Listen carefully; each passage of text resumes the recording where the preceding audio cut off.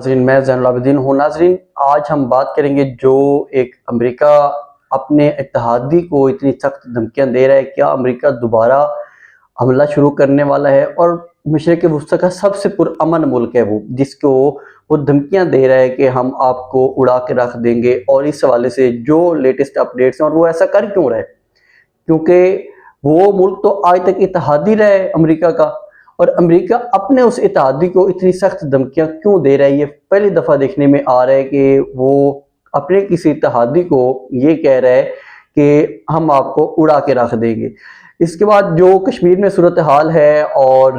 باقی جو پاکستان میں کرپشن کا بازار گرم ہے، اس کے حوالے سے پاکستان کے اپنے جو وزیر ہیں وہ کیا فرما رہے ہیں، یہ ساری اپڈیٹس ہم آپ کے سامنے رکھیں گے کہ کس طرح یہ مکمل طور پہ صورتحال چل رہی ہے۔ انٹرنیشنلی طور پہ میں سب سے پہلے آپ کو بتاؤں کہ جو ڈونلڈ ٹرمپ ہے اس نے عمان کو دھمکی دی ہے۔ بدھ والے دن جب اس کی کابینہ کا اجلاس چل رہا تھا، اس نے کہا تھا کہ جو عمان ہے ہم اس کو اب سبق سکھائیں گے اور ہم اس کو اڑا کے رکھ دیں گے۔ اس کے پیچھے وجہ یہ ہے کہ جو عمان اور ایران ہے، یہ دونوں ملک مل کے جو آبنائے ہرمز والا رستہ ہے اس کے اوپر ٹول ٹیکس کے حوالے سے بات چیت کر رہے ہیں، کیونکہ یہ جو رستہ ہے یہ عمان اور ایران ان دونوں کا مشترکہ طور پہ ہے، اور وہ چاہتے ہیں ہم یہاں سے ٹول ٹیکس لیں۔ لیکن جو ڈونلڈ ٹرمپ ہے وہ چاہتا ہے کہ یہ پہلے والی سچویشن میں رستہ بحال ہونا چاہیے، اس کے اوپر کوئی ٹول ٹیکس نہیں ہونا چاہیے، اور اس کو فری آف کاسٹ یہ رستہ اوپن ہونا چاہیے۔ لیکن وہ دونوں مالک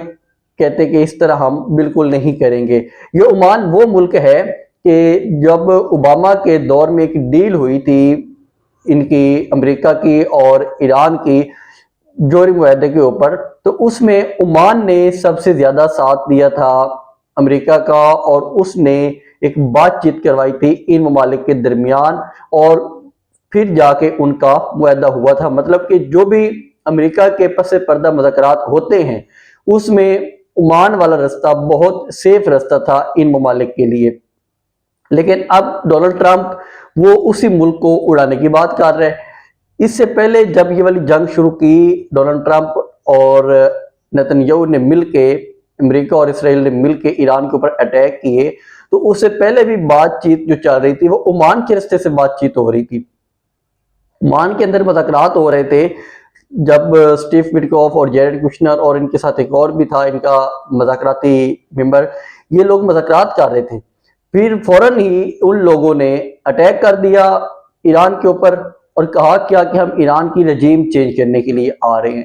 مطلب کہ جس طرح انہوں نے پاکستان میں رجیم چینج کیا تھا ایک سیفر کے ذریعے، اب ایران میں تو وہ اس طرح کر نہیں پا رہے تھے، انہوں نے وہاں پہ اٹیک کرنے شروع کر دیے، وہاں پہ بہت زیادہ حملے شروع کر دیے، جس میں ان کے آیت اللہ خمینی کو بھی شہید کر دیا، لیکن وہ وہاں کی رجیم چینج نہیں کر سکے۔ اب ان کو اپنے ہرمز کے مسئلے کی وجہ سے عمان کو بھی بار بار دھمکیاں دینی پڑ رہی ہیں، اور عمان بہت پرامن ملک ہے۔ عمان کی آج تک کسی اپنے مشرق وسطیٰ میں کوئی کشیدگی سامنے نظر نہیں آئی، لیکن ٹرمپ کا مسئلہ یہ ہے کہ وہ اپنی شرمندگی بچانے کے لیے بار بار اس چیز کے اوپر بات کر رہا ہوتا ہے کہ جو اپنے ہرمز کا رستہ ہے وہ ہم کھلوائیں گے۔ اچھا، اپنے ہرمز میں سین یہ ہے کہ وہاں پہ 2 دن پہلے ٹرمپ نے اعلان کیا، جب وہ سچویشن روم میں جا رہا تھا، اس میٹنگ میں جا رہا تھا، اس نے کہا کہ ہم جو بلاکیڈ ہے، ناکہ بندی ہے اپنے ہرمز کی، وہ اٹھانے لگے ہیں، اور جو ایران ہے وہ وہاں سے جو مائنز ہیں ان کو صاف کرے گا۔ لیکن اب ہوا کیا کہ جو وہاں پہ اندر بات چیت ہوئی، جو معاہدہ اس کے سامنے کیا ڈونلڈ ٹرمپ کی، اس نے باہر آ کے مطلب کہ جو عملی طور پہ اس نے قدم اٹھانے تھے، بلاکیڈ ختم کرنی تھی، اس نے وہ ختم نہیں کی۔ ڈونلڈ ٹرمپ کی بار بار یہی اس کے کنفیوژن والے سٹیٹمنٹ جو ہوتے ہیں، یہ ملک میں امریکہ میں تو الگ ہی، پوری دنیا میں اس نے کیوس بنا کے رکھا ہوا ہے کہ یہ اس کی مینٹلٹی کس قسم کی ہے۔ کیونکہ جمعرات کو وہ جاتا ہے، جا کے کہتا ہے کہ ہم یہ جنگ ختم کرنے لگے ہیں، پھر جیسے مارکیٹ اوپر نیچے آتی ہے تو پھر منڈے والے دن آتا ہے تو وہ کہتا ہے میں جنگ شروع کرنے لگا ہوں۔ تو اس کی کوئی بھی سمجھ نہیں آ رہی، وہ صرف اپنی شرمندگی بچانے کے لیے عجیب عجیب طریقہ کار استعمال کر رہا ہوتا ہے۔ اب جو وہاں پہ مائنز ہیں اپنے ہرمز میں، عمان نے وہاں پہ کہا ہے کہ جو جہاز وہاں سے گزریں گے وہ اپنا ہوشیار ہو کے گزرے، الرٹ ہو کے گزرے، کیونکہ وہاں پہ مائنز موجود ہیں۔ اور جو عمان کا ساحل ہے، ایران کے ساتھ اس کا لنک ہے، تو انہوں نے کہا وہاں پہ بھی مائنز موجود ہیں۔ ہم نے پہلے بھی بتایا تھا کہ جو مائنز وہاں پہ ہیں وہ صرف اور صرف ایران ہٹا سکتے ہیں۔ ایران کو پتہ ہے کہ مائنز کہاں پہ ہیں، امریکی جہازوں کو نہیں پتہ کہ مائنز کہاں کہاں پہ ہیں، کہاں کہاں پہ نہیں ہیں۔ تو اس لیے وہ بار بار کوشش کر رہے ہیں کہ ہم خود ہی ایران کو کہہ دیں کہ وہ مائنز خود ہی ہٹا دے، ادروائز ہم ان کے اوپر جنگ شروع کر دیں گے۔ اب جو ڈونلڈ ٹرمپ کے سامنے معاہدہ کیا ہے، میں وہ تھوڑا سا آپ کے سامنے رکھوں کہ جو یہ ساری ڈیل گئی ہے ڈونلڈ ٹرمپ کے سامنے، ڈونلڈ ٹرمپ نے اس ڈیل کے اوپر سائن کرنے سے انکار کر دیا۔ اب اس نے سائن کرنے سے انکار کیوں کیا ہے؟ اس کی وجہ یہ ہے کہ ڈونلڈ ٹرمپ چاہتا ہے کہ جو جوہری طور پہ بات ہو رہی ہے یا یورینیم کے حوالے سے بات ہو رہی ہے، اس کو تھوڑا اوپن کیا جائے اور واضح لفظوں میں لکھا جائے کہ ہمیں یورینیم کب دیں گے۔ وہ چاہتا ہے کہ یورینیم کا قبضہ ہمارے پاس ہو، لیکن ایران کہتا ہے، جو پہلے ایک معاہدے کی تفصیلات سامنے آئی تھی مختلف نیوز ایجنسیز کی طرف سے، کہ جو یورینیم ہے، اور اسی ٹرمپ نے خود بھی کہا تھا کہ امریکہ اور چین مل کے اس یورینیم کو نکالیں گے اور اس کو مطلب کہ اس کی افزودگی جو ہے وہ کم کریں گے، لیکن اب کہتے ہیں کہ وہ یورینیم میرے پاس آنا چاہیے۔ اس نے اس ڈیل کے اوپر کوئی سائن نہیں کیے اور ڈیل واپس بھجوا دی ہے مذاکرات والی ٹیم کو کہ آپ دوبارہ اس کے اوپر مذاکرات کریں، مجھے کوئی جلدی نہیں ہے اس ڈیل کے اوپر سائن کرنے کی، کیونکہ جو اسرائیل ہے اس کو خطرہ تو یہی ہے کہ یورینیم یہاں سے نکلے، اور امریکہ یہی چاہتا ہے کہ یورینیم ہمارے پاس آئے۔ اب ساری بات چیت یہاں پہ ہے کہ ایک ملک چاہتا ہے یورینیم ہمارے پاس آ جائے، اور دوسرا چاہتا ہے کہ ہم یورینیم یہاں سے ختم نہیں کریں گے۔ مسئلہ سارا ادھر ہی آ کے اٹکا ہوا ہے۔ یہ مکمل طور پہ جو سچویشن تھی میں نے آپ کے سامنے رکھی ہے۔ اب تھوڑا سا میں آپ کو بتاؤں کہ جو پاکستان کی سچویشن ہے، پاکستان میں خواجہ آصف صاحب ایک ٹویٹ کرتے ہیں کہ میرا ایک ملازم تھا، اس کے گاؤں میں ٹرانسفارمر جلتا ہے، اس کے ہم لوگ کال کرتے ہیں لیسکو کو، ایک وہاں پہ سی او تھا، لیسکو کے سی او نے آگے کال کر کے اس ٹرانسفارمر کو ٹھیک کروایا، اور اس ٹرانسفارمر کی جو پیمنٹ لی ہے وہ 80,000 روپیہ لیسکو کے ملازمین نے لی ہے۔ اب یہ شکایت کون کر رہا ہے؟ اور آگے سے یہ کہہ رہے ہیں کہ کرپشن کا بازار گرم ہے۔ اب خواجہ آصف صاحب وہ وزیر ہیں جن کے under army chief field marshal آتے ہیں، یہ وزیر دفاع ہے۔ یہ الگ چیز ہے کہ ہمارے ملک کے اوپر آتے ہیں ہمارے جو آرمی چیف ہیں، لیکن جو وزیر دفاع ہیں وہ فرما رہے ہیں کہ یہ والے حالات ہیں کرپشن کے۔ اب کیونکہ کچھ یہ والی اطلاعات چل رہی تھی کہ جو اچھے والے لوگ ہیں انہوں نے کرپشن کے اوپر ایک مہم چلانے کی تیاری پکڑ لی ہے۔ وہ کرپشن کے اوپر مہم کس طرح چلائیں گے کہ خواجہ آصف نے کرپشن کر لی، فلاں خواجہ نے کرپشن کر لی، فلاں وزیر نے کرپشن کر لی، فلاں نے کرپشن کر لی، ہم ان کو پکڑ کے جیلوں میں ڈال رہے ہیں، ہماری کرپشن کے اوپر مہم سختی سے چل رہی ہے، اور پھر وہ صاحب خود آ کے باوردی صدر بنیں گے۔ تو اس طرح کی جو ایک اطلاعات چل رہی تھی، لیکن اب مسئلہ یہ ہے کہ انہوں نے پہلے ہی ایک شروع کر دیا جی کرپشن ہو رہی ہے، ان محکموں میں ہو رہی ہے۔ تو اگر آپ لوگوں کی اپنی حکومت ہے اور کرپشن ہو رہی ہے، اور آپ لوگ اپنے کام کروانے کے لیے بھی آپ لوگوں کو پیسہ دینا پڑ رہا ہے، تو خواجہ آصف صاحب پھر یہ شرم سے ڈوب مرنے کا مقام ہے۔ آپ وہاں سے سیالکوٹ سے جب ووٹ چوری کرتے ہوئے آپ کو شرم نہیں آئی، ریانہ امتیاز ڈار صاحبہ کا جو مینڈیٹ تھا وہ چوری کرتے ہوئے شرم نہیں آئی، اور آج آپ کو اس کرپشن کے اوپر شرم آ رہی ہے کہ یہاں پہ کرپشن ہو رہی ہے، تو یہ سوال آپ سے خود سے بنتا ہے کہ آپ کے اندر شرم کا کوئی مادہ ہے ہی صحیح کہ نہیں ہے۔ لیکن جو دوسری سائڈ پہ خواجہ جو سعد رفیق ہیں وہ بھی یہی فرما رہے تھے کہ اتنی بے حسی اور نالیکی ہے۔ اب یہ ساری بے حسی اور نالیکی اور کرپشن اور یہ ساری چیزیں کن کو سنائی جا رہی ہیں؟ یہ ان کو سنائی جا رہی ہیں جو ان کو لے کے آئے ہیں،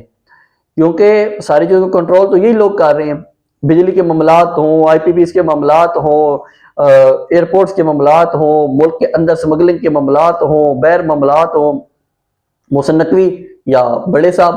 ان لوگوں کے کنٹرول میں ہے نا یہ سب چیزیں، تو وہ انہی کو سنا رہے ہیں کہ دیکھیں آپ ہمیں تو کہتے ہیں لیکن یہ دیکھیں کہ کرپشن کہاں پہ ہو رہی ہے۔ تو یہ سارے معاملات ان کے اپنے چل رہے ہیں۔ اور کشمیر میں رانا ثناء اللہ وہاں پہ پہنچے ہوئے تھے، کیونکہ کشمیر نے جو ان کی ایک کمیٹی تھی انہوں نے 9 جون کو احتجاج کی کال دی ہوئی ہے پورے کشمیر کو بند کرنے کی. اس میں جو شوکت نواز میر ہیں ان کے روئے رواں کافی زیادہ ایکٹیو ہیں, وہ ان کے مین ممبر ہیں, کور ممبر. تو وہ کہہ رہے تھے کہ کافی سارے معاملات پہ ہمارا جو ڈیڈ لاک ہے وہ برقرار ہے, لیکن ہم اپنی احتجاج کی کال 9 جون والی وہ ختم نہیں کر رہے. جو حکومت ہے رانا ثناء اللہ اور باقی لوگ جو وفد تھا, انہوں نے ان سے یہ مطالبہ کیا کہ آپ یہ والی احتجاج کی کال واپس لے لیں, ہم آگے بات چیت کے ذریعے رستہ نکالیں گے. لیکن انہوں نے کہا کہ ہم لوگ کوئی احتجاج کی کال واپس نہیں لینے والے اور اپنا احتجاج کریں گے. ان کے جو مطالبات ہیں وہ یہی ہیں کہ جو باہر سے لوگ آتے ہیں, 12 ممبر آ کے بنتے ہیں, ان کو ختم کیا جائے, ٹیکس کو ختم کیا جائے. اور وہ تو اتنا تھے کہ جب پی سی ہوٹل میں کھانے کے لیے انہیں بلایا گیا تو انہوں نے کہا یہ تو ہماری عوام کے ٹیکس کا پیسہ ہے, ہم یہاں پہ اتنا مہنگا کھانا نہیں کھائیں گے, کیونکہ وہ ایک بالکل عوامی تحریک ہے, اس میں کسی کوئی سیاسی لوگوں کا کام نہیں ہے, کوئی اسے سیاسی پارٹی لیڈ نہیں کر رہی. باقی ہر آدمی سیاسی ہوتا ہے, ہر آدمی جو بھی ووٹر ہے اس نے کسی نہ کسی کو ووٹ دینا ہوتا ہے, لیکن وہ بالکل سیاسی سے ہٹ کے وہ تحریک اپنی چلا رہے ہیں کشمیر کے حقوق کے لیے. لیکن یہاں پہ جو جی بی ہے وہاں پہ بھی اور کشمیر میں بھی الیکشن لوٹنے کی تیاری کی جا رہی ہے. اب یہاں پہ کسی بھی پی ٹی آئی کے لوگوں کو جی بی میں جانے نہیں دیا جاتا, لیکن جو حکومتی لوگ ہیں, بلاول بھٹو, آصفہ بھٹو, اس کے علاوہ مریم نواز صاحبہ, نواز شریف صاحب, ان سارے لوگوں نے اپنے پلان شیئر کر رکھے کہ ہم نے فلاں فلاں دن جانا ہے. اور آگے ان کو ویلکم کال کریں گے اکبر ناصر جو آئی جی اسلام آباد ہیں, وہ آئی جی اسلام آباد رہ چکے ہیں, وہ اب آئی جی گلگت بلتستان ہے. تو یہ ایک مکمل طور پہ سچویشن تھی افغانستان کی. میں چلتے چلتے آپ کو تھوڑا سا بتا دوں کہ جو اس کے روس کے ساتھ معاہدہ ہوا ہے, اب افغانستان کہہ رہا ہے کہ جو پچھلے دنوں پاکستان ہمارے اوپر لگاتار اٹیکس کر رہا تھا, ہم نے اس کے مد نظر رکھتے ہوئے ہم نے روس کے ساتھ جا کے اپنا سیکورٹی پیکٹ, جیسے پاکستان ایک معاہدہ کر چکا ہے ان کے ساتھ,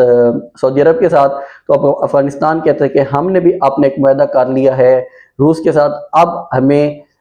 جو اٹیکس ہے ان کا خطرہ کم ہو گیا اور پاکستان کو اب سوچ سمجھ کے وہاں پہ اٹیکس کرنے کی ضرورت ہے. لیکن سوال یہاں پہ یہ پیدا ہوتا ہے کہ افغانستان سے پھر جو دہشت گردی آتی ہے پاکستان میں وہ کیوں آتی ہے؟ اب وہاں پہ جو ٹی ٹی پی ہے اس کو کیوں یہاں پہ آنے دیتے ہیں, اس کو کیوں نہیں ختم کرتے؟ آپ کو یہ تو تکلیف ہے افغانستان کو کہ ہمارے اوپر اٹیک ہوتے ہیں, تو آپ لوگ پھر وہاں سے دہشت گردی یہاں پہ آنے کیوں دیتے ہیں؟ تو افغانستان اگر اس قسم کی حرکات کرے گا تو ہمیں اپنی فوج پہ فخر ہے جو پروفیشنل ہیں کہ وہ لوگ ان کو سخت ترین جواب دیں گے. وہ نہ کسی کی دھمکیوں سے ڈرنے والے, افغانستان جیسے غریب ملک سے کون یہ تھوڑی ڈرتے ہیں. تو اس کے ساتھ ہی مجھے اجازت دیں, مزید اپڈیٹس ہم آپ کے ساتھ نیکسٹ بلاگ میں شیئر کریں گے. اللہ حافظ.